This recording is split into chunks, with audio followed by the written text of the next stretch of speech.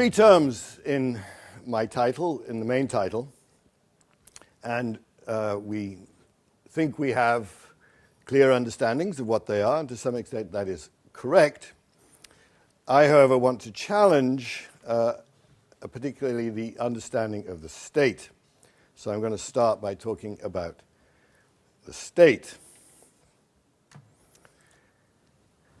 What is it? Well, if we were asked what we mean by the state, we would come up with some obvious responses.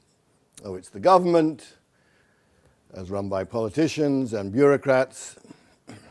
In this country, it has three branches. So it's the laws as well, it's control. The state is in charge of keeping us doing the right thing, at least in terms of obeying the basic laws. So we have police, we have professional police forces, and we have armies. And armies, again, are professional, trained, lifelong in many cases. All right. That's just what I would call a kind of surface or even superficial analysis of the state, but it points to what I think is the essence of the state. And here I am going to appeal to Max Weber, the founder of sociology, of modern sociology, who gave a definition of the state that's still often quoted. Its significance is not always sufficiently brought out, so let me give you the definition. This comes from a little work he called Politics as a Vocation. Today, the relation between the state and violence is an especially intimate one. In the past, the most varied institutions have known the use of physical force as quite normal. Today, however, we have to say that a state is a human community that successfully claims the monopoly of the legitimate use of physical force within a given territory. And what I put there in italics is meant to encapsulate the idea of the state. It may seem a little unusual, but I hope to persuade you that Weber is correct. Key points in the definition. Novelty. All right. Today, the relation is an intimate one. In the past, the use of force was known in a whole variety of different institutions. It's tied to coercion. Well, all political entities have some coercion to some extent, but in particular, it's tied to the monopoly of coercion. The monopoly here is the key idea. And the state police force, all right, that's the center of the state's normal coercive power and exercise of coercive power, and it belongs entirely to the state. The police force, in the way in which we now know it, first appeared or was first invented in England by Robert Peel in the 1800s, and it's a relatively novel phenomenon. In the past, they did not have police forces in the way that we know. They did have forces within society to keep law and order, but these were basically the people or the local community doing it themselves. There was no professional, separate, state-organized police.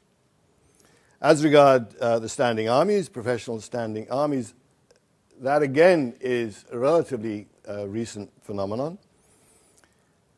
In the past, armies would typically be made up of the people who would volunteer or be obliged by various feudal agreements to serve in an army when the feudal lord or whoever required it.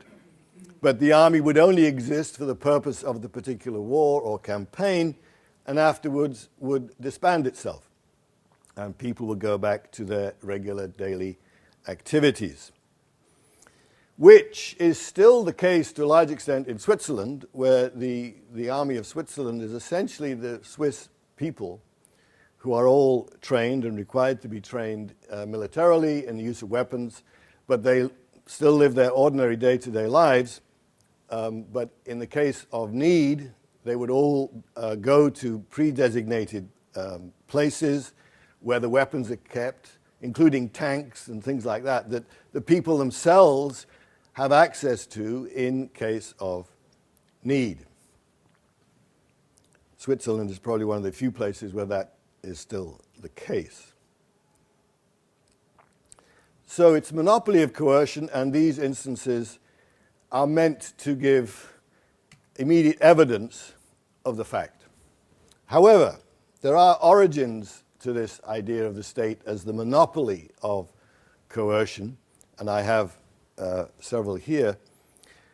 Philosophically, you have Hobbes as one of the chief founders, not necessarily the first, not the only one either, who creates this notion of a state of nature.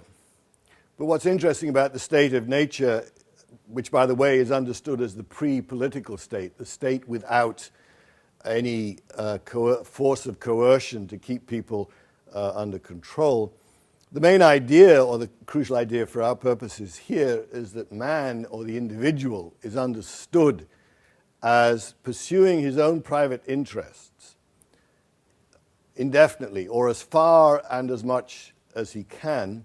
And these private interests bring people into conflict with each other. Private interests don't combine people, they separate people.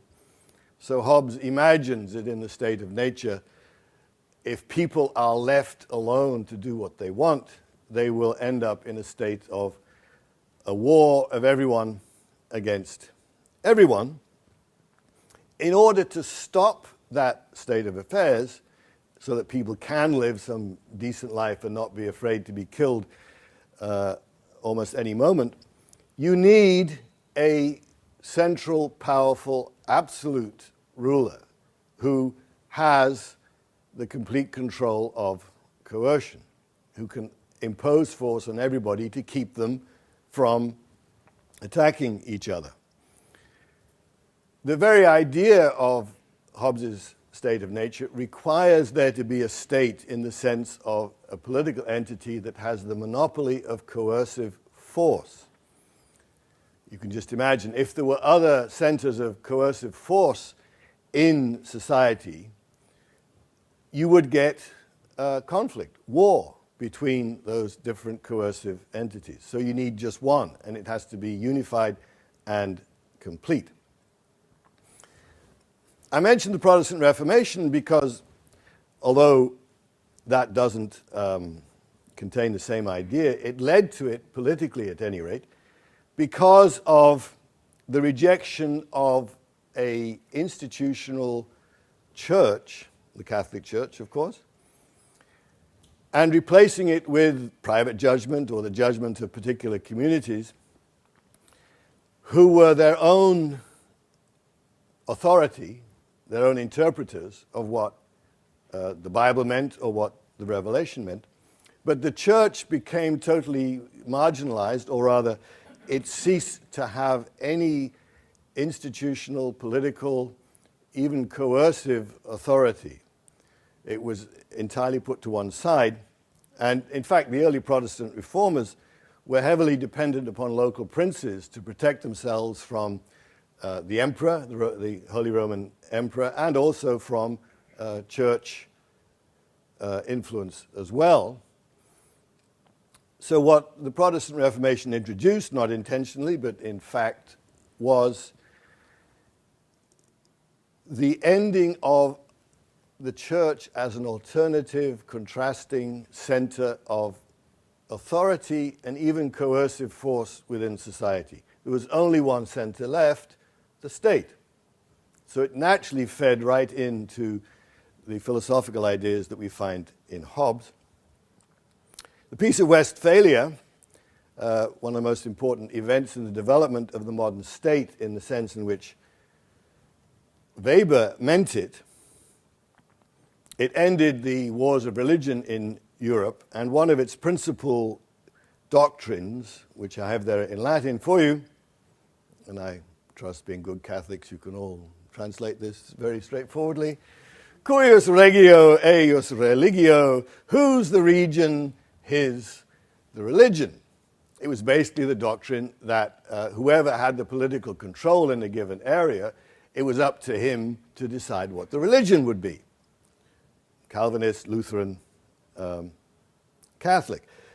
A clear statement of the superiority of the state in matters religious, but even more so, a clear statement of the fact that the religion has no independent authority, political authority in society.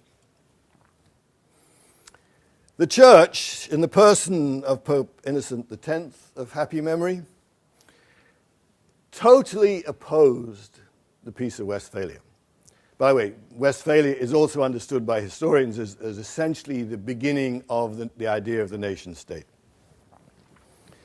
Pope Innocent X attacked it on the grounds precisely that it took away from the Church its rights, its possessions, and its authority, which he said was totally contrary to Catholic doctrine. And I have here a quote, which I put in English for you. It's actually more fun in Latin, but this will do. This is one phrase from that particular document.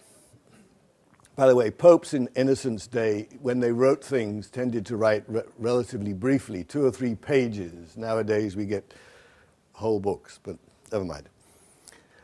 The Peace of Westphalia, with its cuius regio eius religio, is null, void, invalid, iniquitous, and just, damnable, reprobate, inane, empty of meaning and effect for all time.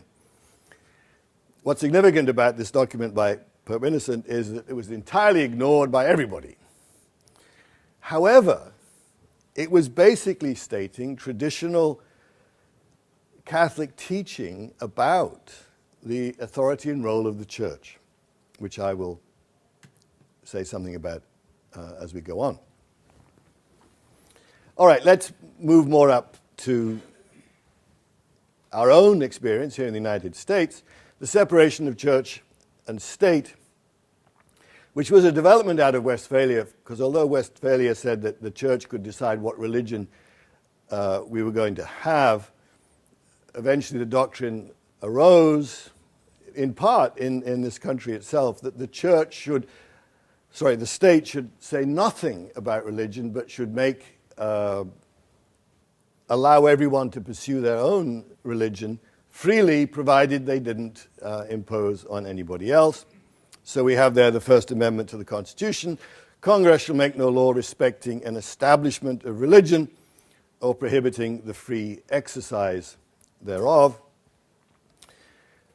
The First Amendment, as is clear, refers to Congress rather than the states. It eventually became applied to the states, but not until somewhat later. I think as late as 1830, the state of Massachusetts had an official established church. But anyway, now the amendment clearly applies across the board to states as well as Congress. However, it's worth pointing out something here because of developments in more recent political philosophy, particularly people associated or influenced by John Rawls, whom some of you must know about. Harvard professor died a few years ago, who is perhaps the guru of the idea of political liberalism in the modern sense.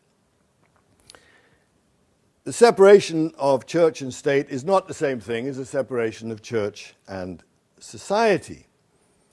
But in something that is called public reason by Rawls and his followers, there are certain acts which, according to them, when people engage in, they should only engage in such a way that everyone else in the community could at least follow the arguments or find the arguments plausible to them, whatever their particular religious beliefs.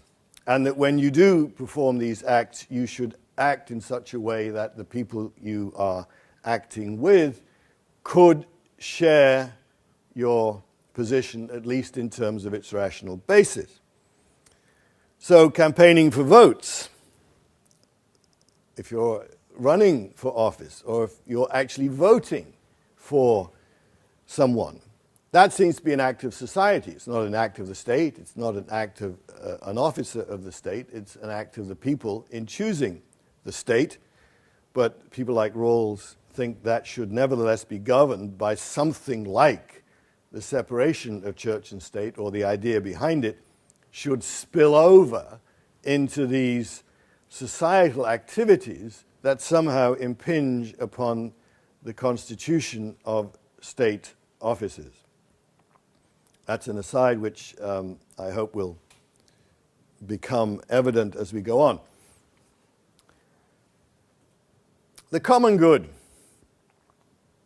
which is another term from my title, which I want now to relate to what I've just been saying about the state and its emergence as monopolistic coercion. Why common? Because we all want it. Why good? Because we all want it. It is the object of desire.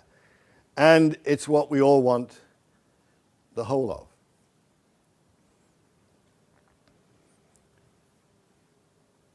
It's what we want, it's what we all want, and we want it totally.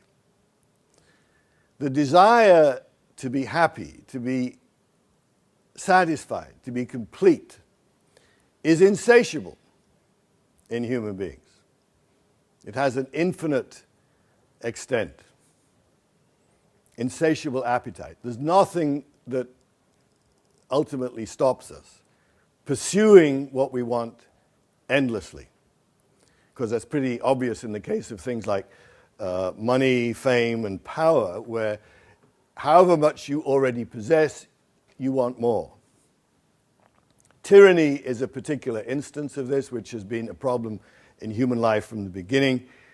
The tyrant is the person who wants to have as much power as possible over as many people as possible in his own hands as much as possible. It's an expression of the lust for totality of what is conceived to be happiness. So if power is happiness, as much as you want, and there's no limit to how much you want. The same with money, pleasure, etc. It manifests itself all over the place. What does the church say about this infinite happiness? The human good is infinite happiness eternally fulfilled. It is without limit, either in extent or duration. What is this good? Well, first of all, it's not attainable in any temporal good. Any good that is marked by time, wealth, fame, power, you're not going to get it that way. You can try, but you'll fail. It's attainable, of course, only in the vision of God in the next world. Two things, the vision of God, all right. The infinite good that would satisfy an infinite desire could only be God. Couldn't be anything else. Nothing else could possibly measure up to that description. And it's clearly not something we have now, so if you get it anywhere, it's going to be afterwards. Lastly, it's not knowable save by a revelation publicly taught by a divinely infallible authority. I'll say much more about the details in a minute, but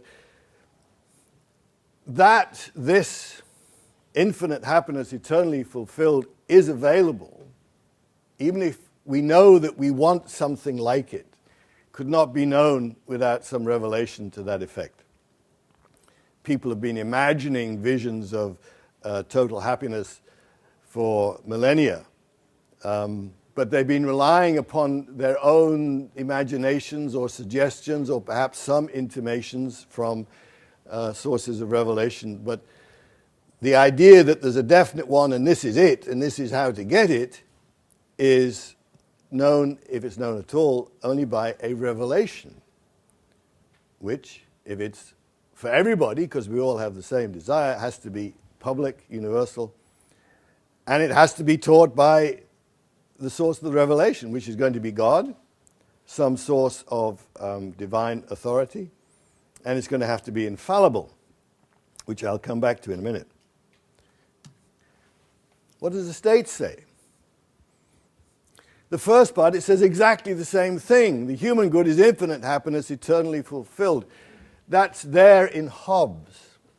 All right? Hobbes says that individuals pursue endlessly, as much as they can, whatever they can get of whatever they want. For Hobbes, there's no, in principle, no limit to it. Of course, he knows that it ends in death, but if we could live forever pursuing these things, we certainly would. So the state is, is implicitly admitting exactly what the church also says. However, there you get differences. It's individual choice. Happiness is what makes you happy. It's not something universal. It's not something that is the same for everybody, at least as far as we know. So there's no public knowledge or teaching of it. There can't be. Even if there were possibly some common thing that we would all want as happiness, it's not the job of the state anyway to tell everybody what it is. The state's job is to stop us fighting each other. It's not to tell us what happiness is.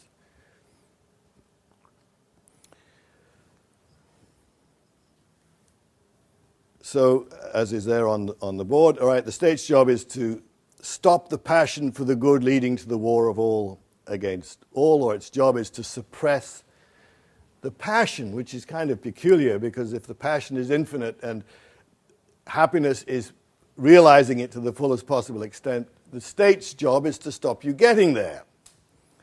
Not because it hates you and doesn't want you to be happy, but because you can't get there except by fighting with everybody else. The last point on that slide, the state's effect is to indulge the lust for tyranny by a few over the many. Remember, the state is, by its very idea, the monopoly of coercion. The one authority, or the one person who is the top of the authority, has all the power, which he exercises over everybody. The lust for tyranny, which is always there in human nature, is made completely open by the way the state understands itself. It makes wide open the way to the realization of tyranny, which doesn't have to be nasty in the sense of, people going around and chopping people's heads off. It can be soft tyranny, but it's still total concentration of power in the hands of one or a few people over everybody else. The Constitution of the United States, as you know, was signed and brought into effect in 1787. But the United States became independent in 1776, which is 11 years earlier. So what was going on before the Constitution? The answer, as you all know, was the Articles of Confederation, a totally different document, which was fundamentally a document of devolution. The states had considerable power against the Congress at the time. Even within the states, the people had considerable power against the state governments. The Federalists who introduced and pushed through the Constitution didn't like that because it didn't give them enough central power. Those of you who may have studied this question will probably have been told at some point that the Articles of Confederation needed to be overthrown because they were too weak. In fact, they were too strong. That's why they had to be overthrown. They were too strong against centralization. The people who wanted power, the lust for domination, the essence of the idea of the state, couldn't realize it under the Articles of Confederation, so they introduced a constitution which would allow them to realize it. It took a while before they realized it, but of course the chief architect of centralization in the United States was that well-beloved hero in this part of the world, Abraham Lincoln.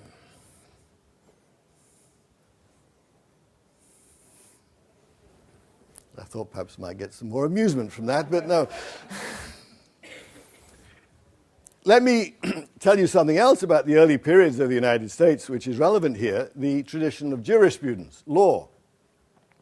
Blackstone's Commentaries on the Laws of England, which was written for England and in England, but it became the basic textbook for all the lawyers just before the independence and for many decades afterwards. People like Thomas Jefferson, when they were studying law, were reading this kind of book. Blackstone's commentaries are characterized by a number of features. Natural law jurisprudence, which you don't find in law schools anymore. Maybe one or two, like Notre Dame, you might get something, but Duke University does natural law theory? I'm not sure. Express appeal to God as lawgiver. That's there in Blackstone. Connection between law and the supreme human good. Happiness. That's in Blackstone. Hostility to the neutral liberal state because of the things that I've just said. And here are some quotations from the inimitable Blackstone.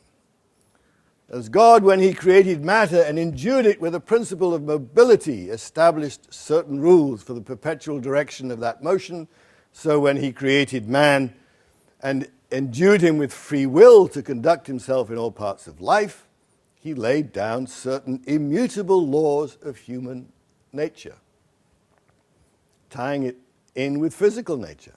Such, among others, are these principles: that we should live honestly, should hurt nobody, and should render to everyone his due, to which three general precepts Justinian has reduced the whole doctrine of law. Justinian, of course, being the famous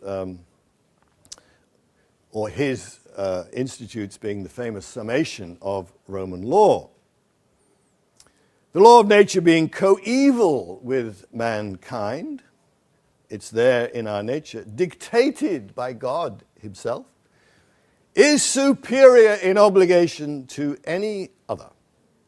No human laws are of any validity if contrary to this. But divine providence, in compassion to the frailty, imperfection, and blindness of human reason, hath been pleased at sundry times and in diverse manners to discover and enforce its laws by an immediate and direct revelation. The doctrines thus delivered we call the revealed or divine law.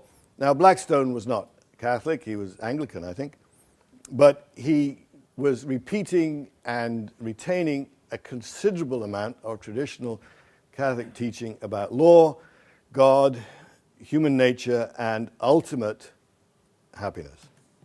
The inevitability of religion, let me go through quickly. This is simply to say that if you understand human beings as having this infinite passion for happiness that goes on forever, religion is inevitable. You can't leave it out. If there is an answer to this desire, it's going to come from religion. It's not going to come from anywhere else. And you find this in all traditions of human existence. All the traditions that we know of imagined various kinds of creatures, gods of various kinds, who realized this idea of happiness. They may have been fairly crude in some ways, but they nevertheless had this vision.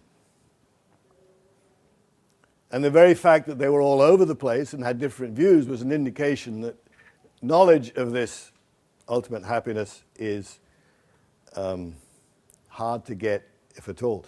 I have here a poem from Wilfred Owen, who was one of the war poets, killed during the First World War, actually very close towards the end of the war.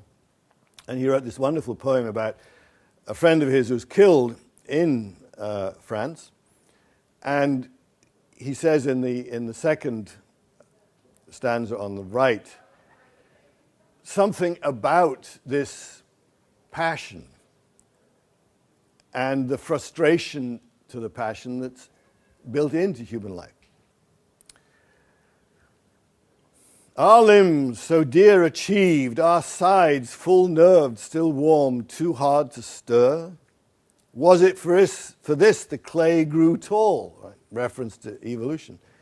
Oh, what made fatuous sunbeams toil to break earth's sleep at all?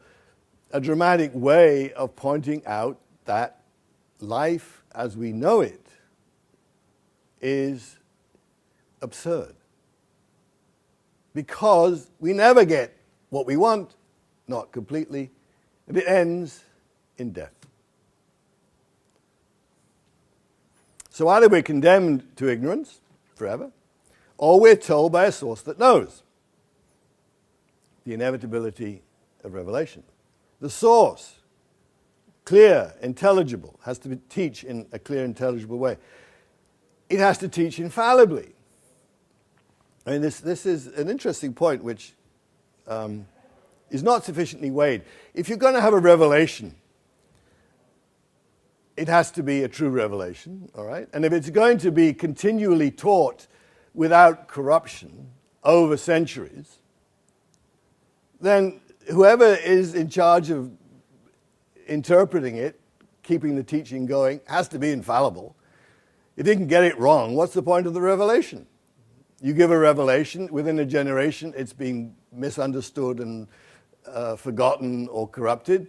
The whole thing was a waste of time. You have to have an infallible authority, and if there's any religion out there claiming to be revealed and not claiming infallibility by some authority, it is not a revelation from the deity. God, I take it, is at least as intelligent as we are. If you wanted to give people a revelation that wasn't going to be corrupted for the next 50, 100 years, you would make sure that the interpreter was infallible. All right, if we would do it, God's done it. Therefore, you can't have a revelation based on a book. Why? A book needs authentication. How do you know this is the right book? How do you know it's got all the bits in it that it should have? How do you know the translation's correct? How do you know you interpreted it correctly? You've got to have it can't be based on a fallible teaching authority, I've already mentioned. It can't be particular or non-universal, because it's meant to be for everybody. It can't be inferior or subordinate to human temporal authority. If man's passion is for the infinite good, and there's a revelation that reveals it, the authority that reveals it and teaches it must be the highest authority in human life. It cannot be subordinate to any other. Particularly, it cannot be subordinate to the political authority.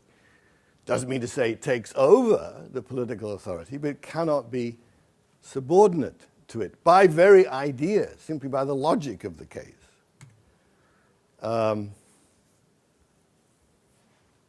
So what do you have? Well, first of all, you don't have a separation of church and state because you don't have a state. You don't have something with the monopoly on coercion. For one thing, you have a church or an infallible authority which itself has coercive authority. And the church in the Middle Ages did possess coercive authority. It still does to some extent. You would have a separation of spheres of authority or division of powers. Yeah, there are some things which the political authority takes care of which are not expressly religious. The expressly religious things are taken care of by the spiritual authority. Where they overlap, you have a natural subordination of the political to the spiritual. Of course, you might have negotiations and so on. There'd be relative independence.